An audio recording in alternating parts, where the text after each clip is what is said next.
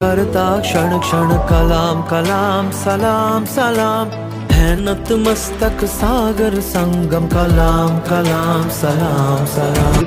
Continuously acquire knowledge, hard work and perseverance. तनु होगा दिल से दिल तक राह बना ले, घर तीर्थ मंदिर होगा आग तेरी जब ओळखले जात होते। अब्दुल कलाम यांना वाचनाची खूपच आवड होती। भारतरत्न डॉक्टर अब्दुल कलाम हे अखंड आयुष्यभर ज्ञान साधनेमध्ये व्यस्त होते। महाराष्ट्र सरकारने त्यांच्या स्मरणार्थ त्यांच्या या जन्मदिनी 15 ऑक्टोबरला वाचन प्रेरणा दिन साजरा करण्याची घोषणा केली। लहानपणापासूनच स्वप्न होतं की रॉकेट बनवायचं आणि त्या स्वप्नाचं उड्डाण सुरू झालं ते खऱ्या अर्थाने पुस्तकापासून।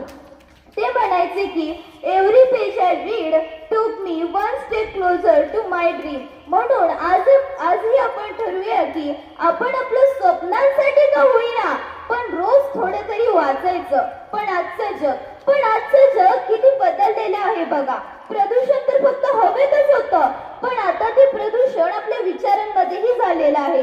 Fake news, negativity, over thinking सगळं काही आपल्या मनात विष पसरवतं आणि यावर एकच उपाय आहे, तो म्हणजे वाचन। कारण वाचन मनाला शुद्ध विचार देतं, स्थैर्य देतं आणि योग्य तो असते जे तुम्हाला झोपू देत नाही। त्यांनी असे म्हटले आहे, त्यांनी अत्यंत गरीब अवस्थेत असताना त्यांनी वर्तमानपत्रे विकली पण शिक्षणाचा वाटा कधी सोडला नाही। ते इस्रोमध्ये काम करत असताना त्यांनी भारताचे पहिले उपग्रह प्रक्षेपण केले। त्यानंतर DRDO मध्ये त्यांनी पृथ्वी, अग्नी यांसारख्या क्षेपण क्षेत्राची निर्मिती केली। म्हणून त्यांना भारताने मिसाईल मॅन ऑफ इंडिया। त्याच्यामुळे सगळे जंतू आता निघून जाणार आहेत का? आता कोरोनाच्या वेळी तुम्ही बघितलं हात धुवायची नेमकी पद्धत काय असते किंवा महत्व काय असतं? कोरोना व्हायरस आपल्याला दिसत होता का? हा तो व्हायरस पळायला लागलाय, पकडा त्याला मारा, असं झालं होतं का? नाही। म्हणजे जीवाणू आहेत त्यांचा आकार अत्यंत लहान असतो, त्यामुळे तो हात स्वच्छ धुण्यासाठी स्वच्छ धुतला गेला पाहिजे। आता हात धुवायचा म्हणजे फक्त आपल्या तळ हात धुवायचे आहेत का? नाही, तर आपल्या बोटांच्या मध्ये अंतर असतं, त्याच्यामध्ये सुद्धा जीवाणू साठू शकतात। त्याचबरोबर आपल्या तळ हाताच्या पाठीमागचा हा जो सगळा भाग आहे तो सुद्धा स्वच्छ व्हायला पाहिजे।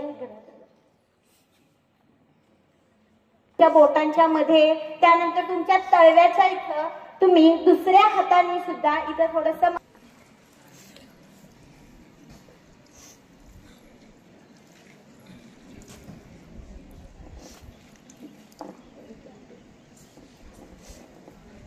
पहिल्यांदा जेव्हा फक्त पाण्याने हात धुतला होता त्यामध्ये भरपूर मळ होता किंवा त्याच्या शरीरावरती किंवा त्याच्या हातावरती जे साठलेला मळ होता तो आहे।